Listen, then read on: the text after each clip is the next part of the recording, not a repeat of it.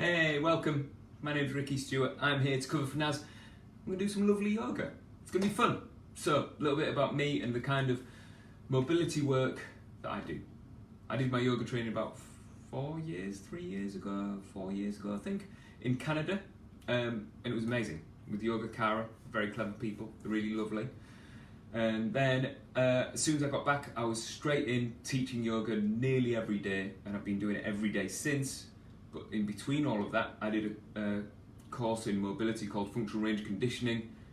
It blew my world wide open because it's smart and it makes sense, and it means that I can look after you so much better and give you something progressive to work with to understand how you can create more control from every joint in your body. And I love it. And I still teach yoga. For me, it's still yoga, but it's through the lens of this functional range conditioning, which is cool. Hi, Natasha. So, let's get into it. We'll get started. So you can start for me in seated, on the floor if you can, on the sofa if you want, and it is just cross-legged. If cross-legged works, but if not, it can be out like this, it can be anywhere. And as you get yourself settled into breathing really well, I'm going to just talk about a little bit of control, a little bit of what we're going to do a bit more of. So, if you want to take Jnana Mudra, you can take Jnana Mudra. So that's fingers on, pointing finger on your thumb. Open the other three fingers out and you drop the back of your hands onto your knees. Soften your shoulders down and sit up tall. You don't need to do big long breaths. They don't need to be end to end, every bit of oxygen you can fit in your lungs breaths, because we're sat still. Let's breathe for the task at hand. It's just sitting. Let your mouth close gently, let your tongue rest gently in your mouth as well. Let your jaw relax and your forehead go soft. So just a little bit taller.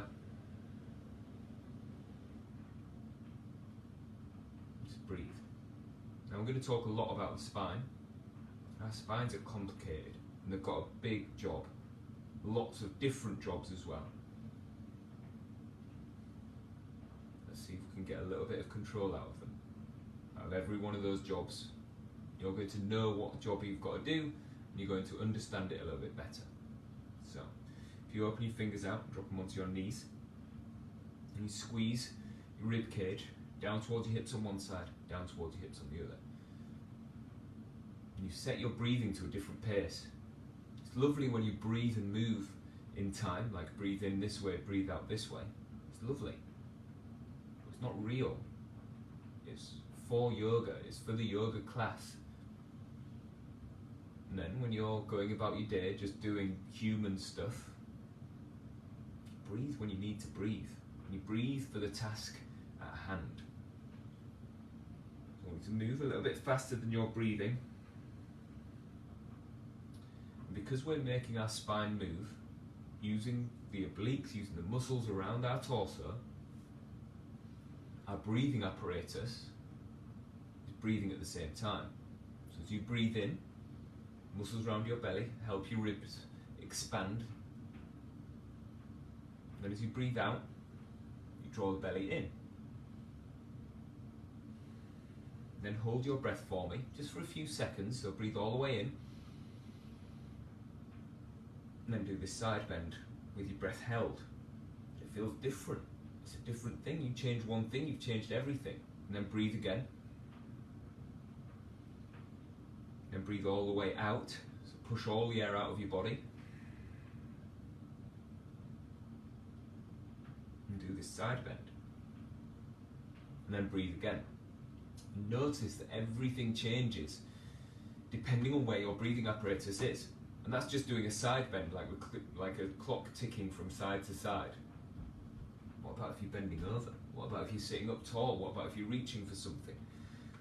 Where does your breath have to perform? I want your breath to be anywhere and for you to be able to perform and still be able to reach and move. Okay, let's go more into it. If you come up onto all fours, we'll come into a little bit of cat-cow. So in terms of things that I think are valuable for everybody to do, I think that everybody should do some version of cat-cow some version of it. It doesn't have to be this version of it, but everybody should learn how to get specific shapes out of their spine so that you learn how to create load and take load and create tension and stability, whatever shape you happen to land in when you need stability or tension or strength. So let's go through this. If you go up into cat pose like this, tuck your chin, tuck your tailbone under, and then unrack tailbone into lumbar spine, into thoracic spine, into shoulder blades, into neck, and shoulder blades, and rib cage, and then lumbar spine. Keep pushing your fingertips down. You travel from one end of your spine to the other.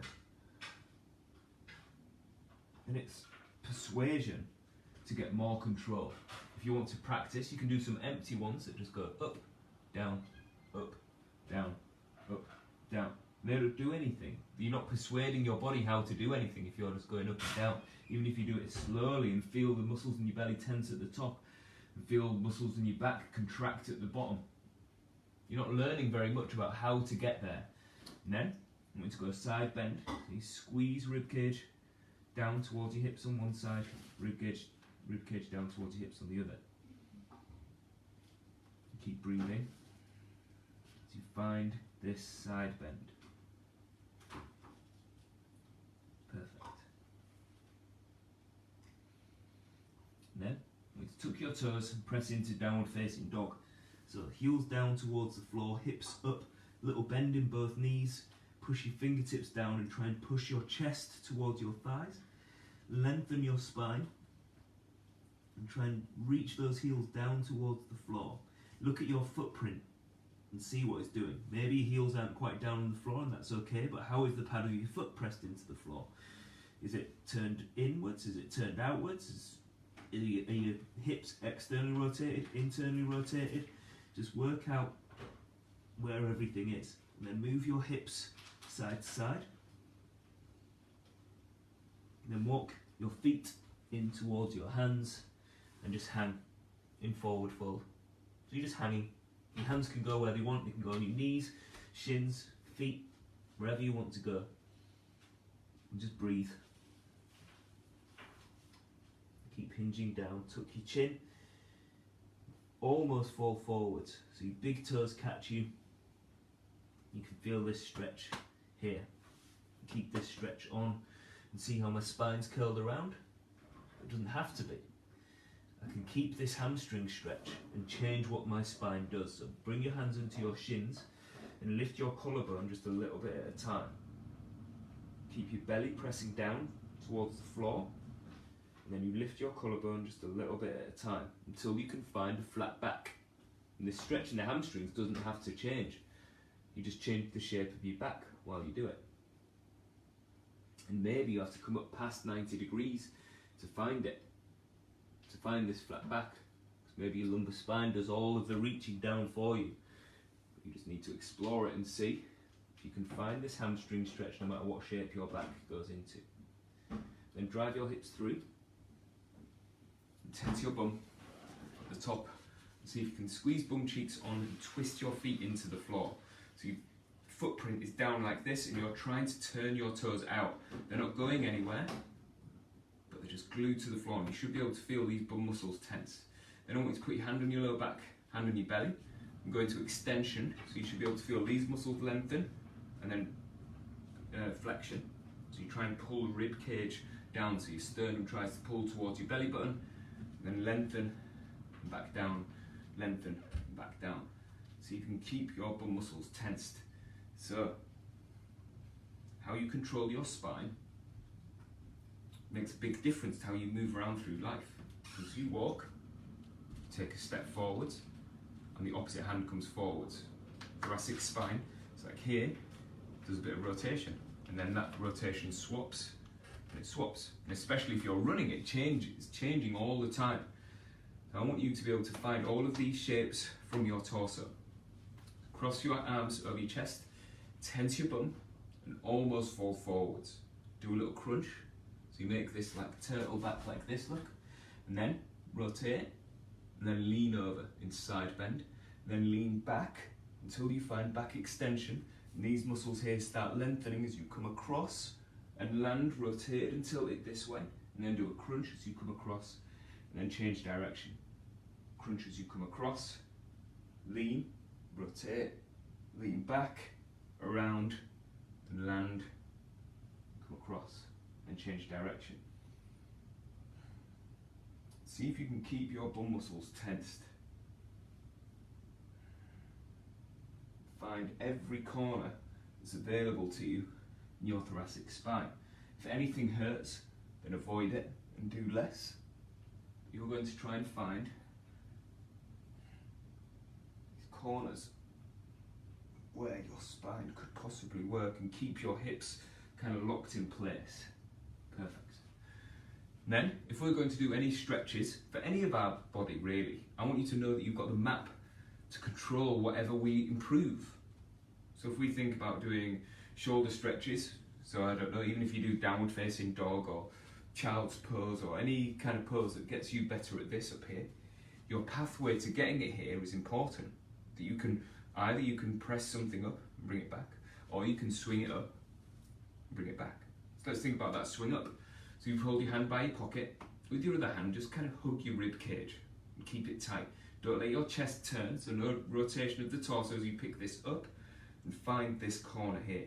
Point your thumb across your head, point your thumb forwards, and drag it down and back.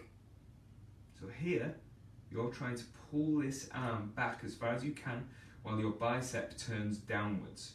Reach it up behind your back, straighten out, and then turn your bicep up. So you drag it up and back, across your chest, back to here again, then change direction.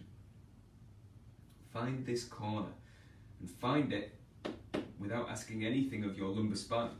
If you go like this, then your lumbar spine to be able to get this hand further back, and it's helped, which is cool. But I'm not after that, I'm after this staying on, and then you drag it down and back, up your back, drag it up and back, across your chest, all the way back to here, and then change direction. Just keep moving. Keep going from one side to the other, one side to the other. Cool. Now let's try it on this side. So let's get into this ability to make our spine stable. So you pick this arm up, comes back as far as you can. Point your thumb across your head, point your thumb forwards. Drag it down and back, up your back. Turn it around, across your chest, back. Every one of these has to come along with some persuasion, because you're persuading your shoulder that you've got all the control over every shape that's available to it. And if you want to do shoulder plus spine, it can do it. If you want to do just shoulder, it can do it.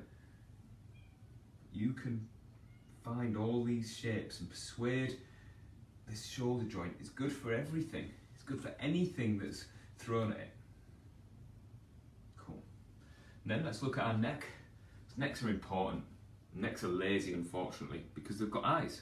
So if you just look around the room like this, neck doesn't actually have to do anything. You can just move your body and your neck stays in line with your shoulders. These muscles don't get to do their job. If muscles don't do their job, you know what happens? They shrink. They go away to nothing. They waste away like if you get your arm put in a cast, get that cast taken off, your arm's skin and bones. So if you don't use your neck, you'll lose it. You'll lose the connection to it. And then if you sleep one night like this, you wake up, you won't be able to move. So, cross your arms like this. And this is only here like this, so that you can feel like you're not moving your shoulders because your fingertips are here. Move your neck over to one side. Show me both your ears. Look, so I've rotated a bit so you can see both my ears. Then lean back, across, forwards, and tuck your chin, slide across, up. So there's lots of different ways that I teach these neck cars. All of them have to be so slow, like absolute slow motion. Change direction. And this one is just asking for tilting end range. So that means you don't have to rotate, you don't have to try and look behind you or anything like that. You're just finding end range change direction. Okay. Then let's change this again. What about if you go tilt your head over, then rotate to look behind you, then look up, across, tilt your head over, tuck your chin, across, change direction, chin across, tilt, lean, back, cross. Chin through, chin back. Yes. There we go. And then have a little look at these hip cars, hip controlled articular rotations. The lighting gets much better when I come back here as well. So if you can balance, balancing's cool. If you need to be near a sofa or near a piece of furniture, that's absolutely fine. Pick this knee up, knee out, heel up, knee back, knee to knee. Knee up, knee out, heel up, knee back, knee to knee. See how my knee stays the same amount bent as I find all these ranges. I'm trying to find corners. I'm just going to rush through this so we can get into some actual stretches. That's it. So I need your hip flexors to be able to work. To be able to stretch your hamstrings, let's do this. Straighten this leg out, bring it back, straighten this leg out and bring it back. And feel this hip flexor, this knee extender, get tired. Everything here and everything here starts tiring out as you practice being able to do this. You're only as flexible as you are strong in the map sense of the word. So swap your legs, do these hip cars. So that's why I spend so much time getting into this finding end range and controlling it. Because you're only as flexible as you are strong. You don't have the strength to take your joint to its end range. If you don't have that map, you can't use it. So when you do, I think I'm talking to the wrong kind of demographic here, but if you were to do a bench press, bar comes back here, you push it back away, and you're like, I can touch my chest, that's my full range of motion for my chest. And no, it's not, there's a bar in the way. You can go further, but you can also do this, and this, and this, and this. You're not doing any sort of end range for your shoulder, just it's in a straight line. Let's see if we can get this stuff to be able to work nice in every shape possible. Let's keep this knee up. It's tiring. Hard work on this standing leg as well. Yes, there we go. And then let's go into wide legs for me and just swivel your left foot out like this and your back foot goes sideways. And then bend this front knee. I want you to twist your feet into the floor like you're trying to externally rotate your feet, so your feet are trying to turn out like this. And feel your hips turn on. Bend this front knee some more. Bend this front knee some more. Twist your feet into the floor. Put your hand on your lower back and tense your belly. Then reach your arms out, soften your shoulders, and look over your fingers like this. Push your toes down, breathe here. Push the outside edge of your foot down, and breathe. Let's see. If you can keep this shape, keep your bum muscles on as you reach up and straighten your legs, and then reach back down. Reach up, straighten your legs, and reach back down. And you're going to try and keep your bum muscles on. So as you come down, looking for this stretch here, as you come up, trying to tense your bum muscles, as you come down. Remember what I said earlier about breathing and moving at the same time is lovely. If you breathe in as you reach up, breathe out as you come down, that's cool. I much prefer to just breathe where I need to. Yes. And then reach up, open those feet out, and push your hips back, and just hang in hamstring stretch. So you're trying to drop your belly as low as you can, keep your collarbone up, and almost fall forwards. So you're almost falling forwards to stretch these hamstrings. Bring your fingertips down and keep dropping your belly lower. Keep dropping your belly lower. That's it. Just hang out in this hamstring stretch. And have a little think about what your lower back is doing. If your lower back's curling around like this, see if you can flatten it a bit. Maybe pulling your hands back into your shins and extending your chest upwards might help. And you might not even be past 90 degrees, so you might be up a bit like this. But push those hips back to look for this hamstring stretch.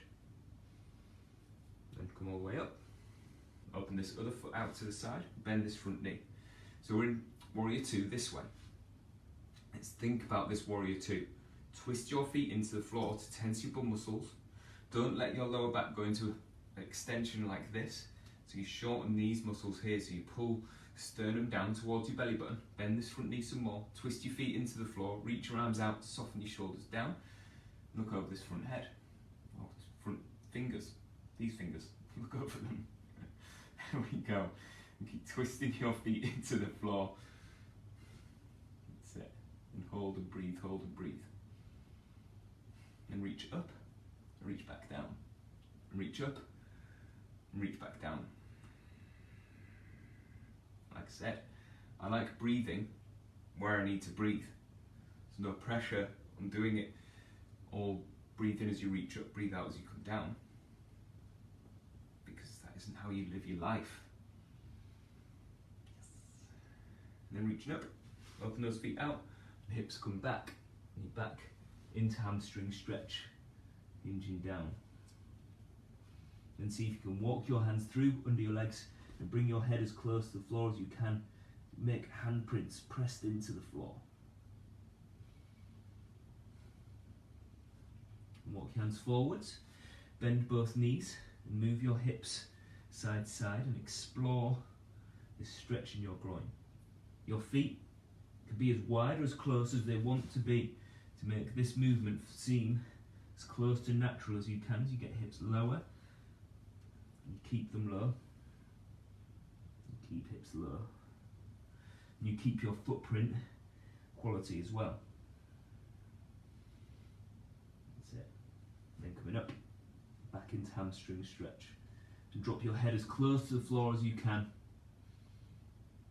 And drive hips through, back up. Let's get into this hamstring stretch. So you swivel down and drop down onto one knee and point your toes up like this. So you're on one knee, near a sofa is fantastic if you're near a sofa, or you can either have two blocks or one block down here. As we hinge forwards, feel your belly press against your thigh. Relax your jaw, bend this knee just a little bit. You drop down lower, drop down lower. Keep sticking at this.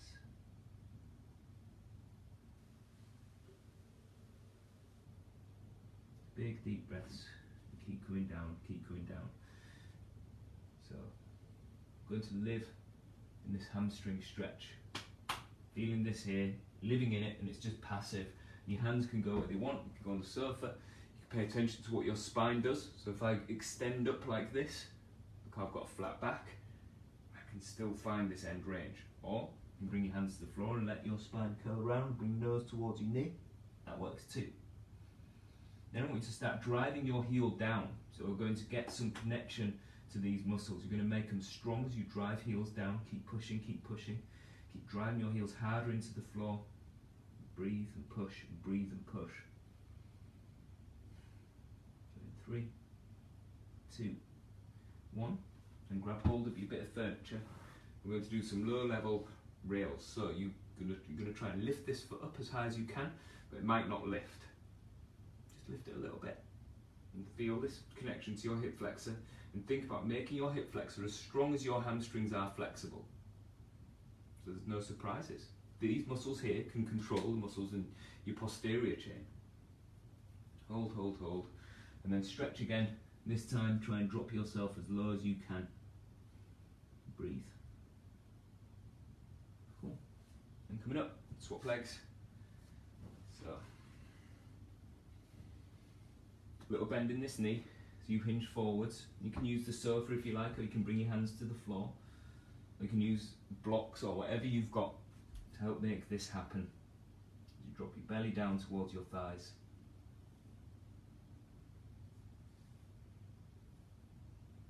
Just keep hanging out. dropping your belly lower. Keep a little bend in this knee. I'm looking for this stretch to be felt right here, right in the belly of the hamstring. Remember, you don't have to have your spine curled over like this if you prefer it. You can be upright. I'm trying to work out how to do this with a proud chest, bringing your belly forwards like this. And that stretch for me feels the same here as it does here. It just comes down to comfort, really. But if you only have a stretch here and you end up with an achy lower back because you keep overstretching this, then this might suit you just that little bit better. Okay, make this strong now by trying to drive your heel down into the floor and keep getting stronger. Keep pushing your heel down more and keep loading this stuff up. Keep pushing, keep pushing, keep pushing. Going 3, 2, 1, and try and lift this foot. So if you do actually lift it and you hold it up high like this, it's really good. It doesn't need to be as much as that today. All I'm after is you can hold it on and understand how to make these hip flexors as strong as your hamstrings are flexible. Hold, hold, hold. 3, 2, 1, and stretch. That's it. That's cool. And then let's go into a little hip stretch. So if you come down onto the floor, I'm going to go into 90-90. So I'm going to get your left leg, drop it down like this, get your right leg, and pick it up and put it behind you. Essentially, it's pigeon stretch. And if you want to go into pigeon, if you prefer pigeon, you totally can. But I invite you to just try this first, and then you can shuffle it around and extend that back leg back behind you. You drop your belly down, you try and bring your torso towards this front foot. Shoulders down away from ears. If you want to do pigeon, then you'd straighten that back leg out behind you. But I can't do the splits. So if I go like that, I'm asking a lot of this hip flexor, which I'm happy stretching. If that's my deal, then I'll stretch this. But when I do pigeon, that limits where I can feel this stretch here. Even if I do it like this, it limits it.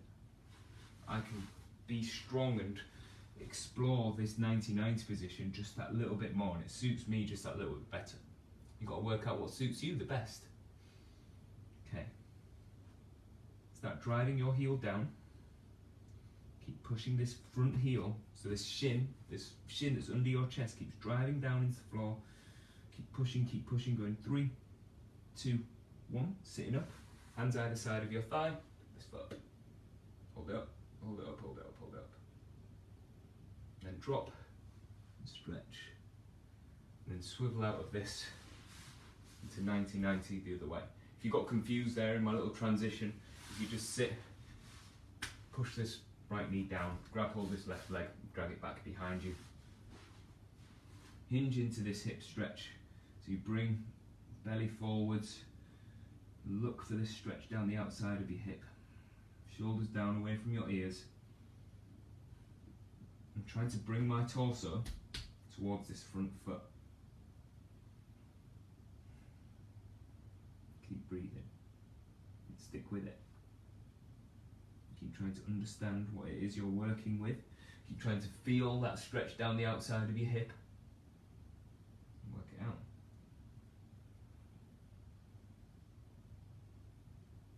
And start pushing your shin. Push this foot, this leg, this whole bit that's underneath you, start pushing it down into the floor. Hold, hold, hold. Keep pushing, keep pushing, keep pushing. And then sitting up, hands either side of your thigh, lift this foot up. 3, 2, 1, drop and stretch.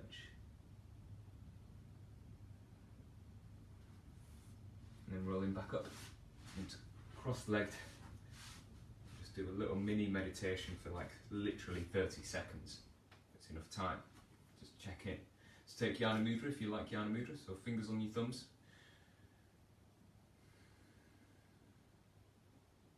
Just breathe and close your eyes. Be happy with whatever it is that you've turned up with. In terms of strength, mobility, flexibility, balance, you've got is what you've got today. Whatever you turned up with is absolutely fine. Because you did something. You joined in. Even if it was only for a second, even if you only did a little bit of it.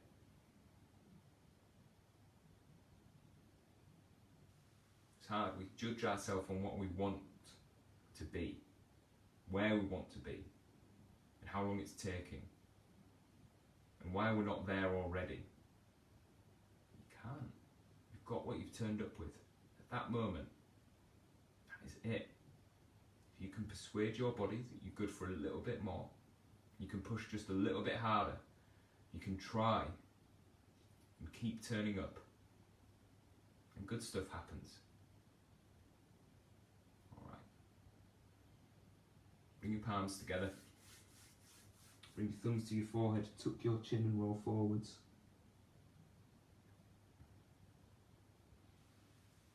And namaste. Thank you so much for joining in. It's a fun one to just catch up with you all on a Monday night. Really cool. I appreciate you all very much. Yes, that's awesome. Perfect. Alright, enjoy the rest of your night. I'm going to go eat some food now. I'll see you all soon. Bye everyone.